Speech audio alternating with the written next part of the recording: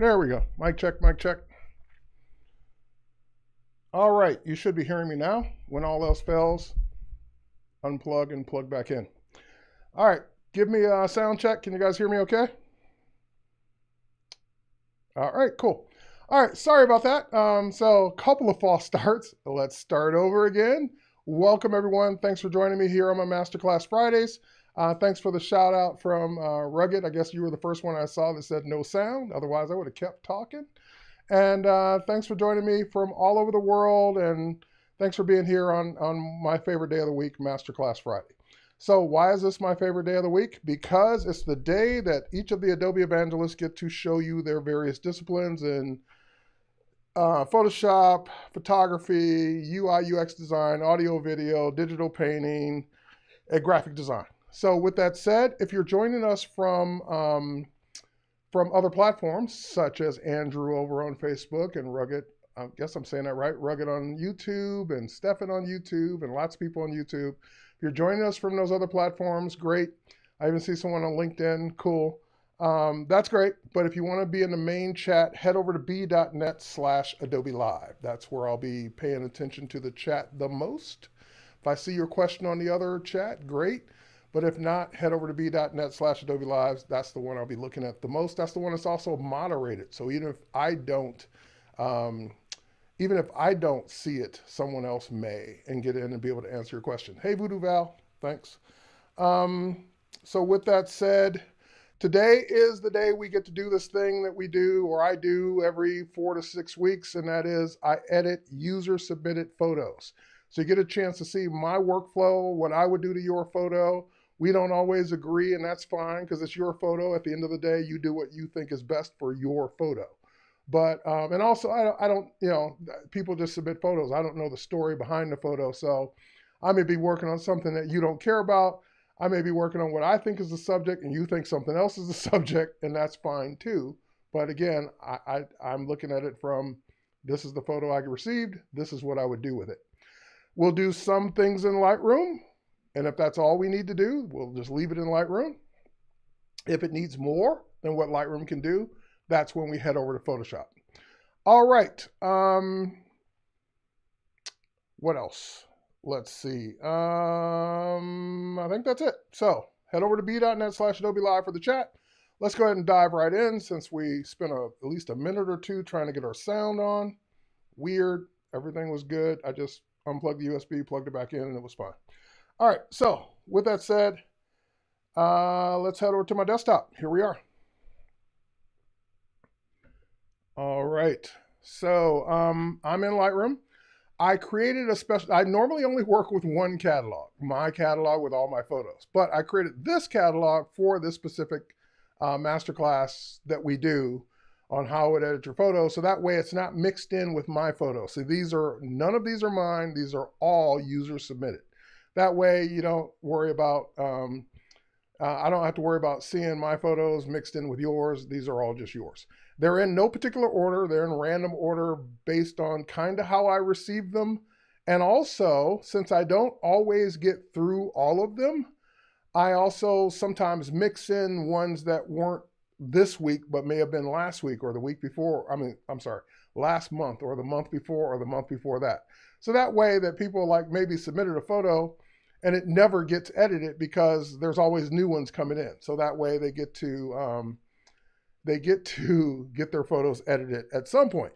All right, so with that said, let's start with this first one. I'll kind of go in order. Again, it's a random order, but I'll go in the order that they're in now. I'm going to start with this landscape photo. And also, by the way, thanks for submitting the photos. And a lot of people, sometimes people submit photos that are edited already. Like they'll submit a PSD or a TIFF file that they've already done edits on.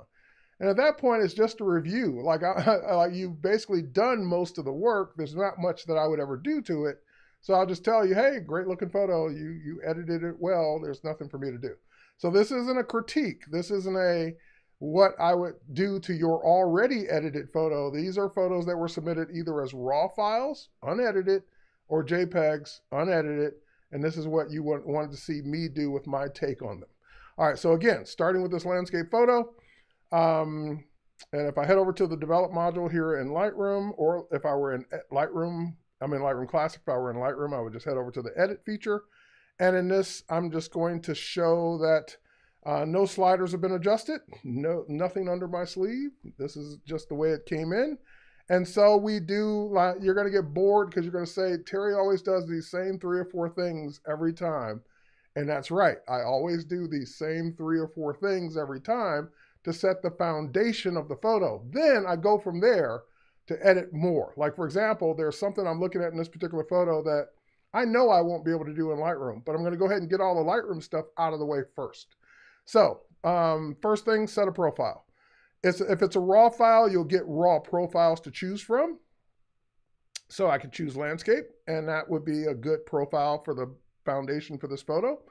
It also means that it's not going to do it, like, you're not going to see a drastic difference when you choose these profiles. These profiles are basically just a foundation.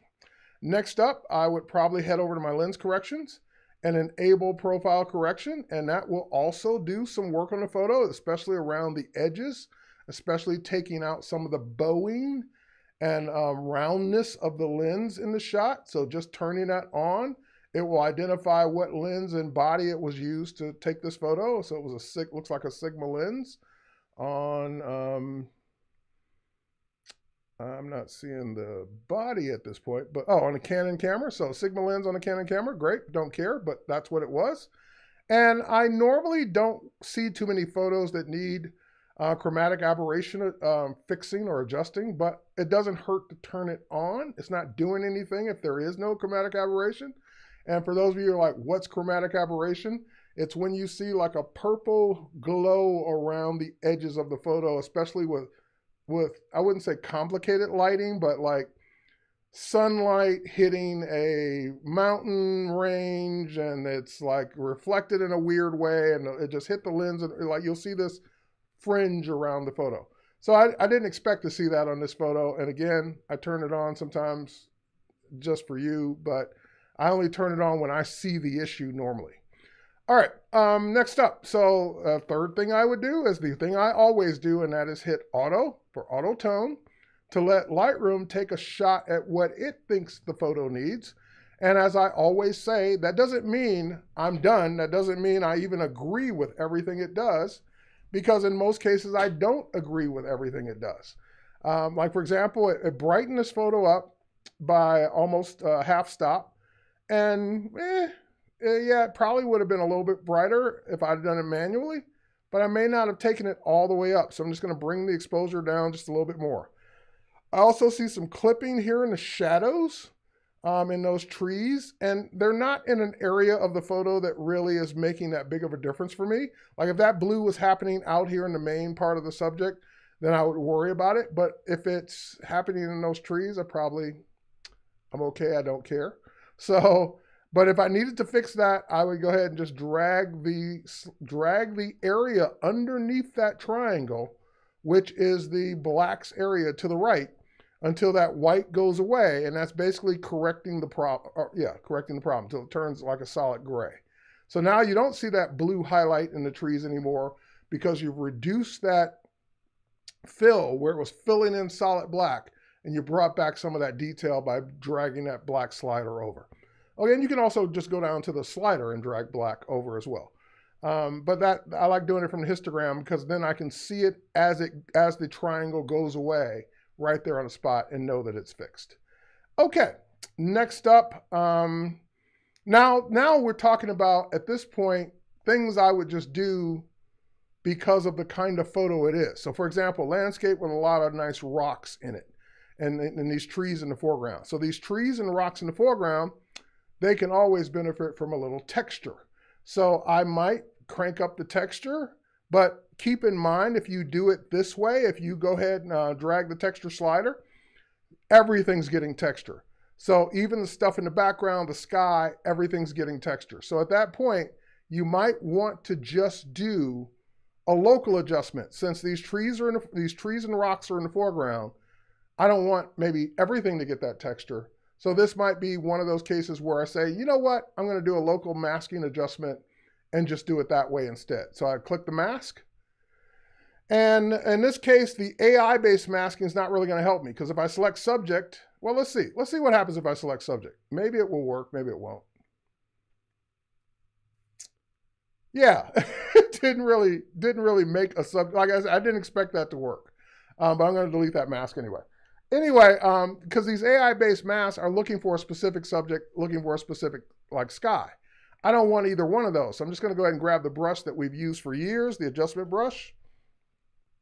And I'm going to make my brush a little bit bigger. And I'm going to grab my stylus from my Wacom Cintiq here, and I'm just going to go ahead and paint all of this in. Great. And get all of this painted in. All right. And if you want to be careful, zoom in, make your brush smaller, be careful. I'm just going to do a little bit of this tree work over here. Just a little bit, not a lot. And that's it. Okay, so now that I got those two areas painted, then I can go to texture. Then when I go to texture, I'm only adjusting the texture of those spots. So that's no texture, making it blurry, making it smooth, something I wouldn't do. And then if I bump up the texture too much, it may be too much. So rarely do I ever take something to 100 unless I'm trying to do a special effect, because taking it that far is usually going to do damage to the photo. So I would take it up a little bit, not a ton. And you might say, well, what's the difference between texture and clarity? Texture adjusts just the texture. Clarity adjusts the texture and shadows and highlights. So if you wanted to create more of a dramatic effect, you might adjust the clarity as well. Sometimes I will do both. I might add a lot of texture and a little clarity just to give it that dynamic look. All right, so now, the next thing I would normally notice right off the bat, if the photo is a little crooked, and then what I look for is something that like theoretically should be straight. So like this water line going into the shore there, that looks crooked to me. Maybe it's not, but it does to me. So I would go to my angle tool and I would just go ahead and straighten that out. There we go. All right, so now it doesn't look crooked because I straightened it and everything. Actually but see, now the trees look crooked. So maybe it wasn't crooked. Maybe it's just the angle. So let's undo that. Because, yeah, sometimes you can't always guess by the shoreline. You got to guess by what should be standing straight up and down as well. So taking that and making it straight made this lean over. And actually, this looks better straight up and down. So it wasn't crooked. All right. Next up, let's go in and address the thing that I said was the only thing that was kind of like standing out for me. And I know sometimes, especially as a landscape shooter or a travel shooter, you get the environment you're dealt with. So in this case, you dealt with kind of a cloudy, grayish sky. I like to refer to them as a nothing sky. We've all had them. We like you're at the mercy of Mother Nature. So some days you're going to have an amazing sky. Some days you're going to have a okay sky. And if you live where you're taking the photo or you're going to be there a while, you can wait for that great day to take that great photo with a great sky. But if you're traveling and you're not going to be there for days on end or weeks on end, you may not get a good sky, and this is the sky you're dealt with. So let's go ahead and now take what we've done so far. Command E. We'll take it over to Photoshop, and it will take a copy of it, so I don't have to worry about duplicating the layer or any of that stuff, because I already got the original back in Lightroom.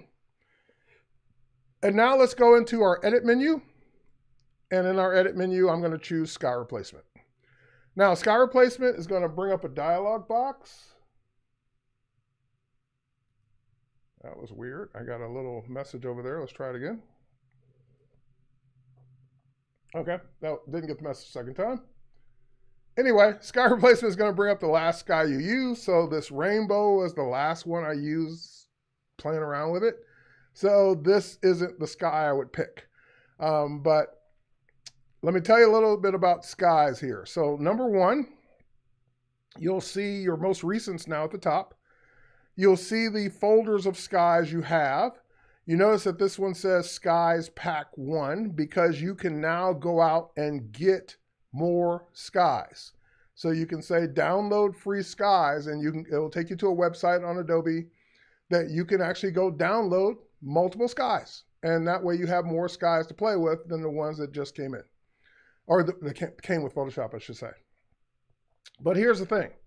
If you go get more skies, which I did, and if you go get or use the ones that are built in, which I've done, then at that point, the photo's your photo and someone else's, because it's your landscape and someone else's sky. And if it's just for you and you're going to put it up on your wall, and that's fine, great. But if you're trying to say this is my portfolio image, this is my image, then you're better off on those beautiful days shooting your own sky. So even if it's not the sky that was above that landscape, it's still yours. And that means the whole photo's yours at all times. So just keep that in mind, that yeah, while you can use these spectacular skies, like that one, which I wouldn't use on, oh, actually that does look nice, but I wouldn't use on this one or this one. These are great spectacular skies, but they're not mine. So go shoot your own great spectacular skies. That way, when you need to use one, it's yours. It's not whoever took this. And the other thing, and when I say some of these I would use and some of these I wouldn't, the other thing you have to look at is what looks natural for that scene. So you got to remember that just because you pick a beautiful sunset, but the photo was taken in the middle of the day, Photoshop's going to try and tone the foreground to look like that sunset, but usually it's just going to look off. You won't, like, person looking at it won't know what's off about it because they didn't know you replaced the sky. But it's just not going to look right because the sky isn't the same time of day as the sky or the one you're replacing. So a lot of times you do a sky replacement, it kind of looks good, and then it kind of looks a little off because that's just nature. It just doesn't look like that sky was at that time. So this is a good example where the sky looks great. And in the background, it looks good. But in the foreground, it looks off because that's not the sky for this scene. We know what sky we came from. We came from a gray sky like that. So maybe pick a better gray sky. Maybe pick more ominous clouds, more clouds that just look great. That way, the image still looks like it's supposed to look because that's what was going on at that time. Okay. Most competitions require you to use your own skies. Absolutely. I would expect that because it's a competition about your photography. So it should be your sky. Okay, so here's my skies, my Terry skies. And I do have some clouds that I've taken. So I might pick one of mine and say, hey, I kind of like those clouds better than the nothing sky that was there. And of course, if I pick a nice blue sky on a blue day, maybe I can get away with that because it is during the day, but maybe not. So again, you got to pick what looks right for you. That looks right, but I just don't like the sky. All right, so let's go back down to, I kind of like this one. And again, if this were my photo, I would go pick one of my skies to put in it, and away I go. So once you click OK, that always does a non-destructive sky replacement, so it makes a sky group. So there was the original sky, there was my sky. You can make your group a little bit brighter to kind of match the day of what was going on, because remember that sky looked a little bright after I lightened the photo, and this sky is a little darker. So you might want to go in and make some adjustments so it looks like that sky. Okay, I'm going to move on because, again, I could spend all day on skies. We don't have all day for this one photo. So let's move on. I'm going to save it. Once it's done saving, we'll close it. We'll head back to Lightroom Classic, and it'll put this new layered Photoshop file next to the original that we still have in Lightroom if we ever need to get back to the original. Okay, let's close it. Let's head back. And there it is. There's our original. So here's where we started with adjustments. So let's actually go into this one and reset it. That's where we started. And this is where we ended up. So where we started, photo came in with a kind of a nothing day sky, and this is where we ended up with the adjustments.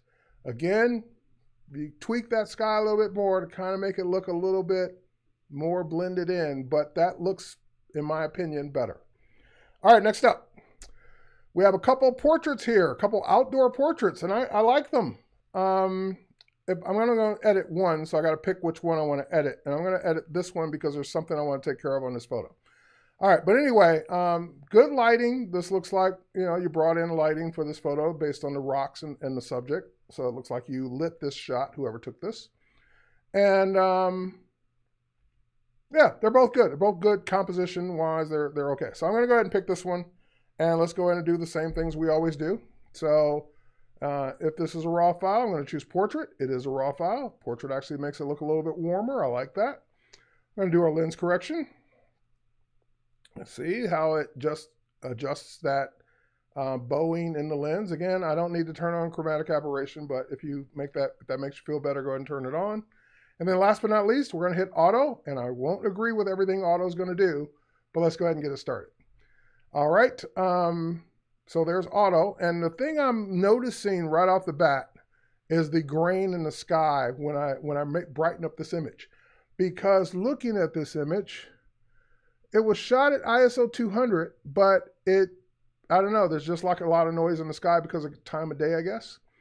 And of course, the biggest distraction in this photo is this one's definitely crooked, like it's leaning down that way. So once you see a crooked photo, once I start pointing these things out, you'll never not see a crooked photo for the rest of your life. Like you're going to look at something that should be straight and you're going to say, look at how crooked that is. And I know how this happened because you're looking at the model and she does look perfectly straight. But the background behind her is not. So we got to fix that. Let's go ahead and grab our angle tool and just drag it along that shoreline about that much. And see, she still looks straight, but now everything looks straight. That's the way it should be. So let me zoom in actually on her and see if she's not noisy. So that's just happening in the background. So what I might do while I'm here in Lightroom is I might go to the masking. I might go ahead and say select subject. That should pick her, which I expected it to. And then I'm going to go ahead and click invert to select everything but her. So when I click invert, that's basically the background.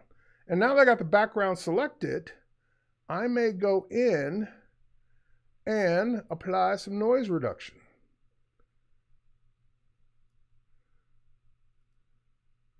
All right. And might apply a little bit of saturation. That might be too much noise reduction. And that's definitely too much saturation. Bring that back a little bit. And everything I'm doing is only happening to everything but her. So it's happening to the rocks too. But I'm trying to get like just some of that visible grain out of the sky because it's not happening on her. It's only happening on the sky. Okay, great. So now we can get out of this mask. We can always go back to it and make adjustments to it if we want, but let's go ahead and zoom in. Yeah, see that reduced it quite a bit, and zoomed out, you would never see it. Okay, great. So now let's go ahead and take care of, I'm looking at the background. I don't see anything else that stands out. So now let's take care of some things on the model. I'm going to say something. This is a personal preference, so it's totally up to you and your subject. But again, this is how I would edit your photo. So you and your subject may disagree, but I see a tattoo. And my thing about tattoos, I'm not a huge tattoo fan. Either I love tattoos to like be art and stand out on the subject and be awesome, or I don't want to see them at all. So like there's no in between with me and tattoos. Either they got to be amazing, great pieces of art that stand out, or they're a distraction. The particular problem with this particular tattoo is, I'm not going to zoom in on it now, but if you zoom in on it, you still can't make out what it is. And it's like not meant to really be seen in this outfit because it's being partially covered. So the tattoo is not doing your subject any favors. So this is one of those where, in my opinion, the tattoo would go because it's not enough to be seen. It's being partially covered, and even the part you can see, you can't figure out what it is. So it's just, people just spend time, I wonder what that tattoo says. I can't make it out. I zoomed in, I still can't make it out. I don't know what it is. So why have people discuss that? And it takes away from your subject. All right, so this is where it's time to go to Photoshop. And there we go. So we're in Photoshop now. And let's zoom in a little bit. And again, I don't know all of what that says. I'm not even going to try and figure it out. I'm just going to grab my, and I'll duplicate the layer for you. Duplicate layer, people. All right. And so let's go ahead and make that brush on the spot healing brush a little bit smaller. And let's just go ahead and paint that tattoo right out of there. No lasers required. No painful process required. You just go ahead and take that out. Now, you have some other blemishes here. While you're here, you might as well go ahead and take care of those. That's pretty much it. Yeah, that's it. One right there. Great. Okay. And now I'm in blemish mode since I've got this tool selected. And blemishes aren't always skin blemishes. They're like stray hairs. So let's go ahead and make this brush smaller. Go. Stray hair coming down the eye, across the teeth, getting rid of some of the strayness. Okay, great. All right, now you got a couple hot spots here from the lighting. That's why, like, I knew you lit this shot, other than it being very bright.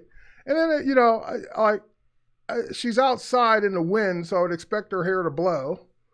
But you might reduce some of the wilder strands of hair that could be looked at as a distraction. Like, I'm okay with her hair being a little messy based on the condition of where she is. She's outside. Everyone's hair, if you have hair, would be like this. All right, so now let's take care of these hot spots. There's multiple ways to do this. One of my favorite ways to do it is to grab the clone stamp tool. On the clone stamp tool, basically I set my blend mode to darken, and I set my opacity to 40%. As a starter, so that way it's not 100%, it needs to build up. And you can also set a brush preset for this. We used to set tool presets, but you can also set a brush preset now with the newer versions of Photoshop. And what I'm going to do is I'm going to make my brush a little smaller. I'm going to come down to this part of the cheek where there is no hot spot, hold down my Option key or Alt key, click, and then come up here and just click. And it's not totally removing it right off the bat because it's a 40% adjustment. So it's just gradually removing that hot spot. Now, why do we click instead of paint? Because you're not trying to clone all her skin from the lower part of her cheek onto the hot spot. You're just trying to get rid of the hot spot. That's why we set the blend mode to darken. And so that will start to reduce those hot spots the more you click in these various areas. And I'm just clicking, not brushing, and you start to see the hot spots disappear. Great. So that's not her, that's just a lighting thing. That's, you know, soft. If your light's not soft, you tend to end up with these hot spots on your subject. Okay, great. Next up, let's go in and go back to that spot healing brush. I see a few pimples up there. Just painting out a few of these.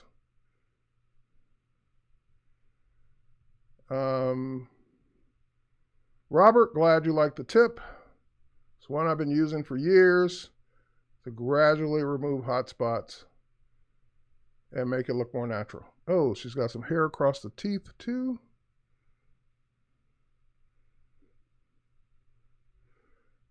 Now, I may miss stuff in this short session because I'm kind of rushing through it to get to the next photo, but these are some things I would look at. You would spend more time in getting these things looking better.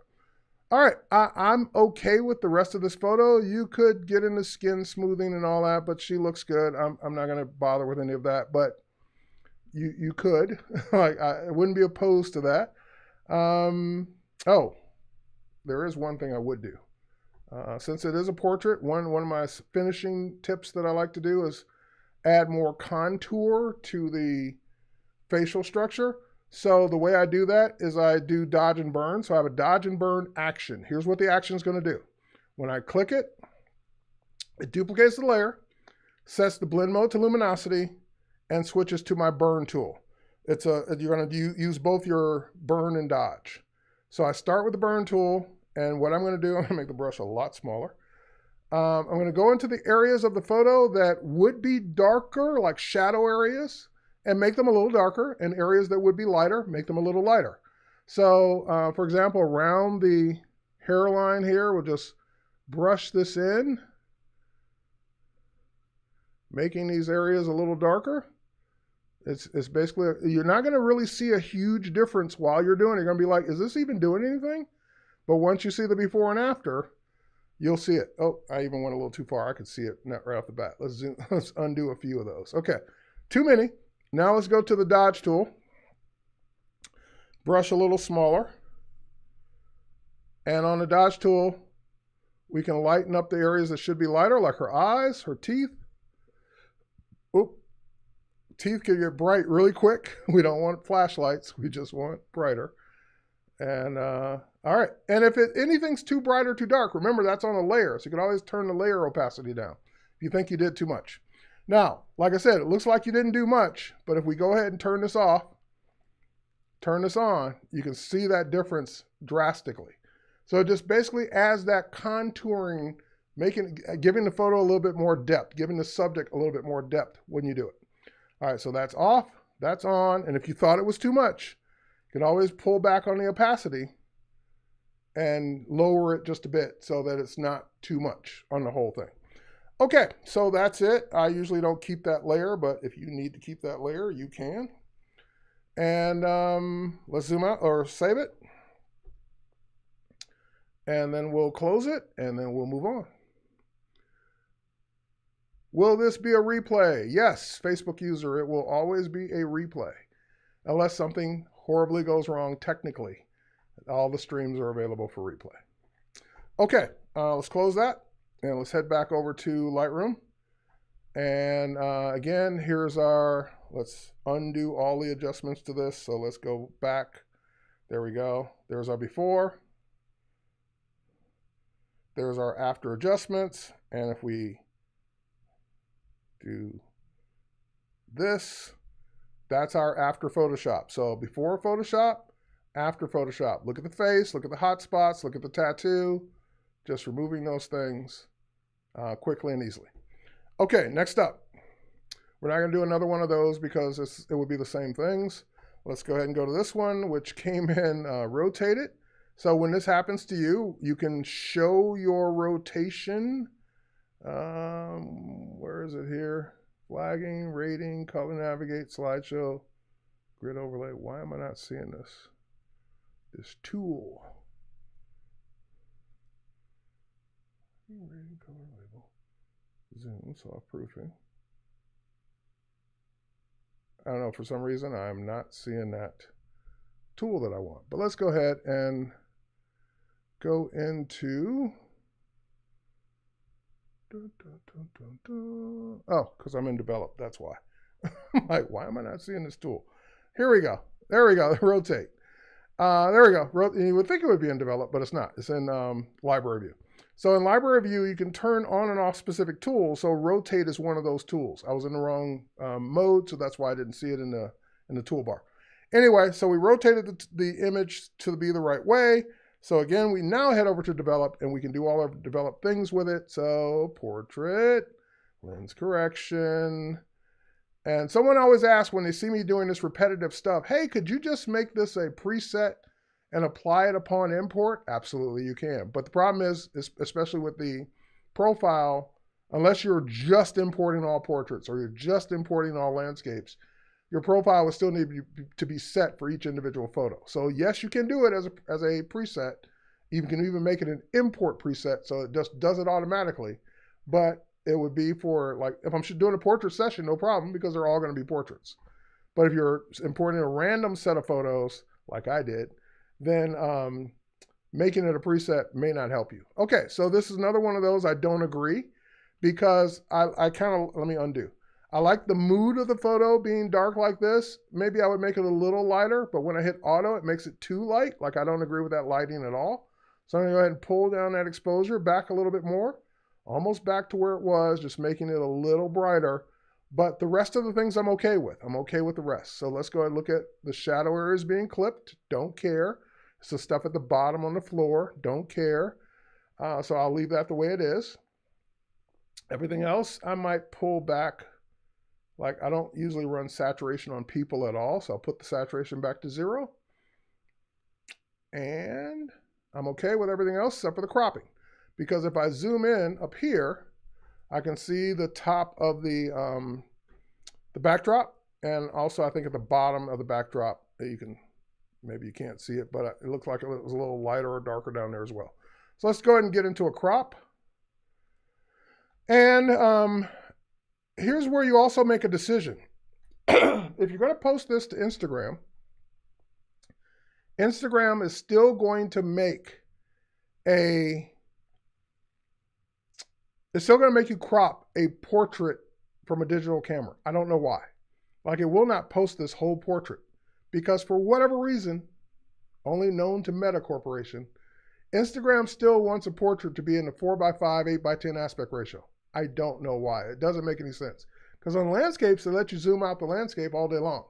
But on portraits, which the platform was designed for pictures at first, I don't get why they don't let you do this. So if you were going to post this to Instagram, you can decide your 4:5, 8:10 crop either here in Lightroom. And if I do it here in Lightroom, 4:5, 8:10, then, and this one's okay. Like it cropped off a little bit more of the top, but it didn't crop off too much of her legs or anything. So I'd be okay with this. But if you needed to see more of the photo, then you might take it into Photoshop and do a content aware crop. So that way it's going to crop and still add, like keep all of the subject. Maybe her legs, maybe she's showing pants that need to be in the photo and you need to see all of it. You don't want to crop off the top of the guitar. You need to see all of it. That's when you do a content aware crop. All right, yep, Instagram wants to be TikTok. They wanted to be Snapchat at first. Now they want to be TikTok. Okay, so we're not going to get into that debate today any more than we already have. Let's go in and let's say that I did want to do the content aware crop instead. So let's undo that. Yes, I know about the top still there. Let me zoom in. Oh, I didn't mean to zoom in that far. Let me zoom in and look at the subject. Hot spots, we already know how to take care of those. Everything else looks okay. A little few wrinkles in the clothes there. Once you see those things, you can never unsee them. I think I have that exact same chair. All right, everything else looks okay. So let's go into Photoshop and finish it. So once again, PC, Control E, Mac, Command E, and I'll show you the content aware crop first. So we'll go to our crop tool and make sure content aware is turned on. See it up there? Content aware crop is a checkbox, which you can't see. Now you should be able to see. There we go. And now that it's checked, we're going to go ahead and change our ratio to 4:5, 8:10. So that's going to give us our 4:5, 8:10, but now we can go in and say, hey, I want it to be more this way. So that way, this empty space now will be content aware filled in. I can even move this down a little bit. And that way, we're cropping off the top that was showing backdrop or wall. And now we're getting this left side. But when I click OK, Photoshop will use content aware fill to fill in that extra area. So, and it usually does a good job of doing this. It's tricky because you got a gradient of the light here, which is very nicely done, by the way. I love the way you lit the backdrop. So that's always tricky when that's close to the edge, but it did a good job. So now you'd be able to post this whole image without cropping on Instagram, 4:5, 8:10. Why? Don't know. Still have not been able to figure that out for decades, but here we are. All right, so let's go in. And now let's take care of a couple things. This looks like a mole. This looks like a blemish. So again, your subject, you decide what would stay, what would go. Usually we keep people's moles and beauty marks. Usually we basically, the rule that you would think about when you're removing something from someone Is it temporary? Will it be gone in 2 weeks or a week? Will it be gone, in other words? And if the case is yes, then you don't want to use that. You don't want to keep that on the photo permanently because it's going to be gone. It was temporary. Bad skin day, as we call it, just like we say bad hair day. So let's say I'm going to remove this one and these and keep the mole. Okay. Now, same technique for the hotspots. So we'll grab our clone stamp tool. It's already set on darken, 40%. We'll make our brush a little bit bigger. We'll sample the area that's not a hotspot. And we'll come over here. I grab the right mouse and click, and click, and click, and click, and click. And that hotspot starts to dissipate. Same thing up here, Option click or Alt click, click, click, click, click, click. Every time you're adding 40% of that darker area and that hotspot starts to go away. Okay, same thing down here. Try and get the chin area, not the cheek.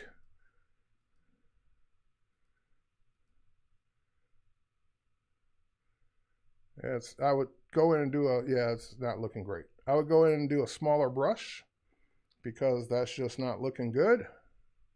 Smaller brush, get down here. It's gonna take you more clicks, but that's okay.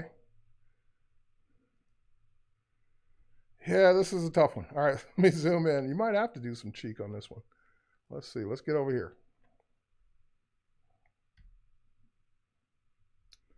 All right, maybe this will be better. Hold on.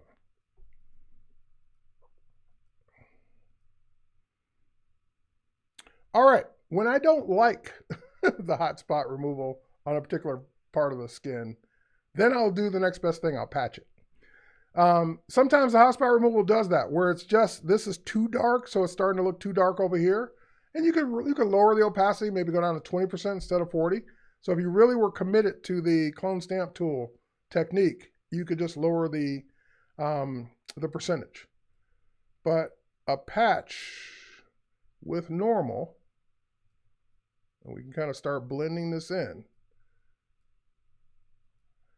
You know what? Hang on. Undo, undo, undo, undo. Here's what I want to do. Let's do it this way. Let's duplicate this layer first. Now let's take it completely off.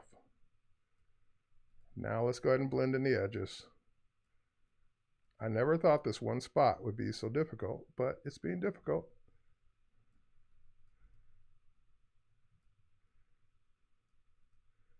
All right, so now if I just want to bring back a little bit of it, because I put it on its own layer, I'm going to lower the opacity of it and bring back just a little. There, that looks more natural, just like the rest of the hotspots. All right, same thing with the nose. And because the layer is already lowered opacity, it's already just bringing back a little bit of it, and away we go. All right, next up, everything else is looking good. I'm a stickler now because, again, once you see this stuff, it's hard to unsee it. I'm a stickler for wrinkles. So you might go in and you might start to, and again, this is just a personal thing. I'm not going to spend a lot of time doing it here, but I would just clean up some of this wrinkle area here, because anything that gives people something to look at and takes away from the subject is a distraction. So I might steam this in Photoshop. We need a steam tool. Right. Anyway, there you go. Great. Same thing here. So I might just go ahead and patch this. Same thing here. Those are okay, because that's where the creases would naturally be on her legs. But this stuff is just wrinkles. Oh, that's why I'm on the wrong layer. Hang on. Why isn't that taking more effect? Because that layer is turned down.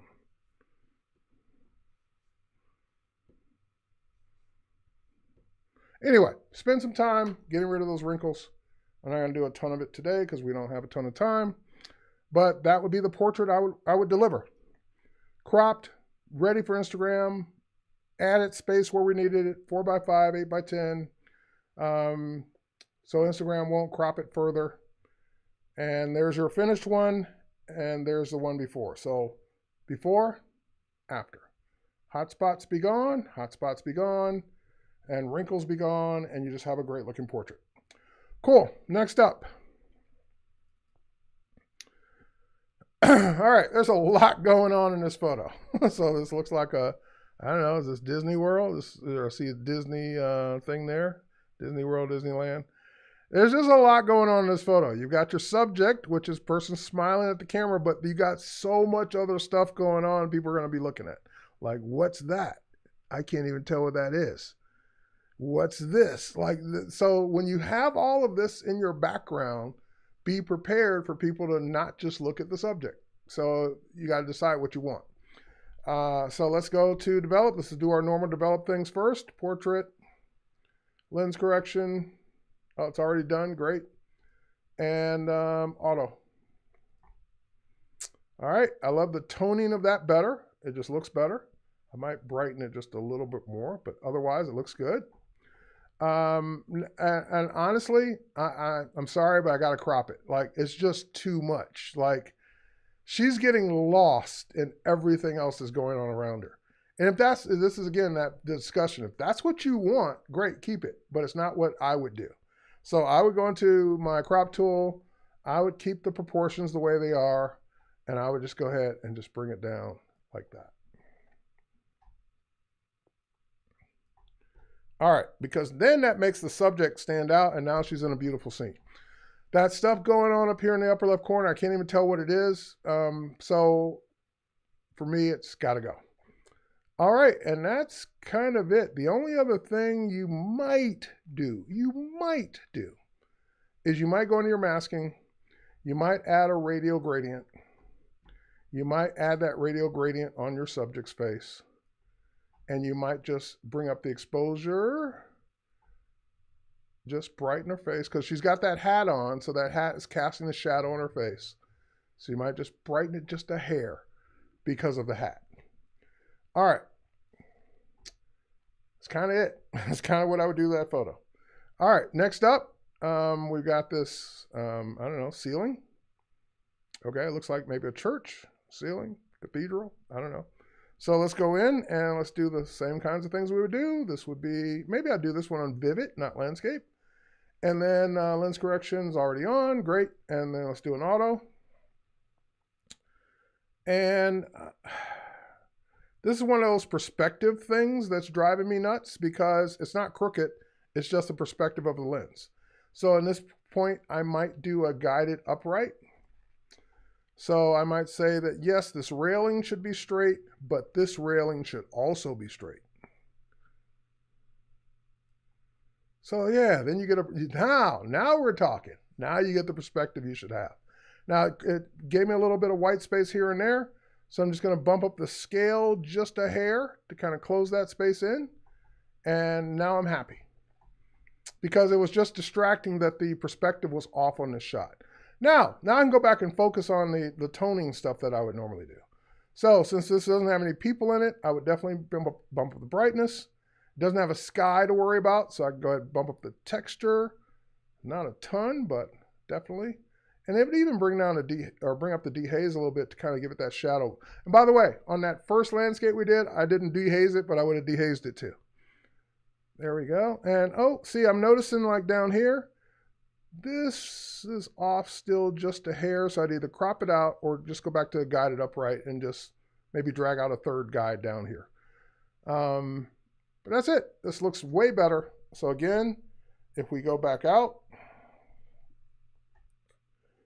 go to develop, before, look at that. Look at the difference just with that guided upright and after. All right, Jamie Feldman says it looks like the Fisher Building in Detroit. Could be. Is this your photo? No, it's not your photo. It says Bianca. All right, I'm a fan of bugs when they're in photos, not in real life. So this looks like a dragonfly. I don't know bugs, so I'm going to guess a dragonfly. And let's go ahead and do our usual thing. So Vivid, and look at what it did to the background. So just Adobe Color is flat, look at this area back here, and just vivid, just kind of tones it a little bit better. All right, lens correction's already done, great. And you might be asking, well, why is it already done on some photos and not done on others? Because usually if it's shot with mirrorless cameras, it will be automatically applied in the body. So, and Lightroom recognizes that. So if your camera automatically applies it in the body, Lightroom just picks it up. All right, so let's go ahead and hit auto. Yeah, I'm liking that, great. And I might pull that vibrance back just a bit. Cool, cool, cool. Now there's one thing, looking at the photo like this is great. There's one thing that's, two things actually. Composition-wise, the dragonfly is like kind of almost in the center of the photo. So I might go ahead and crop and do something like that. And two, I know it's tough, especially if you shot this handheld, but even if you shot it on a tripod and moved a little bit, the problem with this photo is if we zoom in on it, it's not that sharp. So you can really, like I'll zoomed out, looks good. But zoomed in, you can see where it's losing sharpness. It's just not that sharp of a photo. So I might go in, I probably would go in and go to my detail. This is what I would do. It's already got some sharpening applied. I would go ahead, and by the way, that's sharpening not applied. So sharpening makes a big difference on your photos. And I would also go in and look at what I can do with texture. Now, of course, whenever you sharpen and do these texture things, you're also accentuating the noise too. So you might want to go back to detail, and you might want to just, oh, it looks like I already did this stuff. Hang on. So this was with no noise reduction, and it looks like this is a little bit more noise reduction. So you can't make a blurry photo sharp, but you can certainly sharpen a photo.